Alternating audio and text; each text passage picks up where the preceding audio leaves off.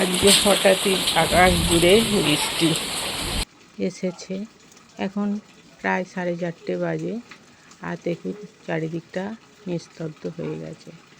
বন্ধুরা, আবারও একটা ব্লগ নিয়ে চলে এসেছি আপনাদের কাছে।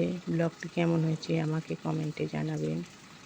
আর দেখুন ওয়েদারটা কত ঠান্ডা হয়ে গেছে। আজকে আমাদের এখানে পয়লা আষাঢ়, আকাশ জুড়ে মেঘ করে বৃষ্টি হয়েছে। দিনের বেলা কিন্তু প্রচণ্ড রোদ্দুর ছিল।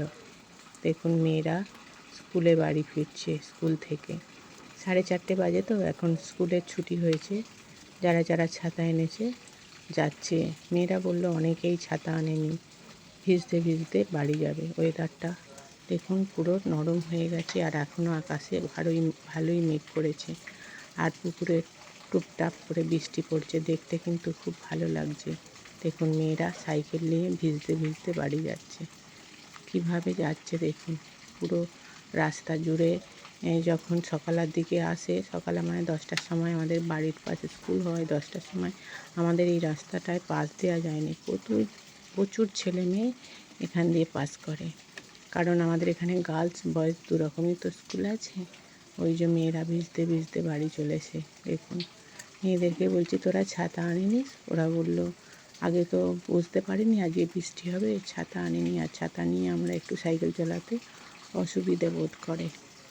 যাই হোক, কী আর করা যায়, ভিজতে ভিজতেই তাদেরকে এখন বাড়ি পৌঁছতে হবে। 4:30 বেজে গেছে, অনেকটা রাস্তা যে যার বাড়ি যেতে হবে, কী আর করবে, তাই ভিজতে ভিজতেই ওরা বাড়ি চললো। আর দেখুন বৃষ্টিটাও কিন্তু খুব জোর হচ্ছে, ছাদ বেয়ে প্রচুর জল নামছে হু হু করে। আর দেখুন পুকুরে দেখলেও বোঝা যাচ্ছে কী পরিমাণে বৃষ্টি হচ্ছে। মেঘ ভালোই করে আছে, এখনও বৃষ্টি হবে। আর ওই যদি ছাদ বেয়ে কত জল নামছে, ট্রেনটা দিয়ে আমাদের বাড়ির ড্রেনটা দিয়ে জলটা সুন্দরভাবে পাস হয়ে যাচ্ছে। খুব সুন্দর আজকের আবহাওয়াটা, মনটা ভরে গেল। অনেক দিন আমাদের এখানে বৃষ্টি হয়নি। আর মেয়েরা এখন ওই যে দূরে দাঁড়িয়ে আছে, কিভাবে যাবে, কিভাবে বাড়ি পৌঁছবে। সবার কাছে ছাতা নেই, একটা ছাতায় 2জন 3জন করে ঢুকে যাচ্ছে। বন্ধুরা বন্ধুদের হেল্প করে। আমাদের সময় তো সাইকেল ছিল না, ছাতাও ছিল না, ছাতা ছাড়াই আমরা ভিজতে ভিজতে বাড়ি গেছি।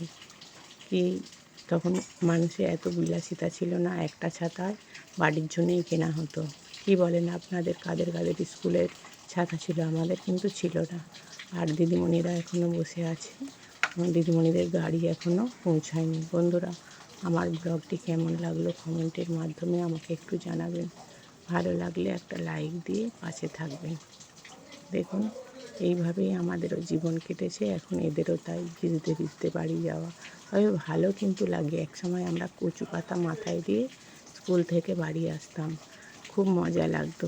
ভিজতে কিন্তু খুবই ভালো লাগে, আনন্দ লাগে। এরাও বলছে না ভিজছি ভালো লাগছে, গরম হলেও খুব সুন্দর লাগছে।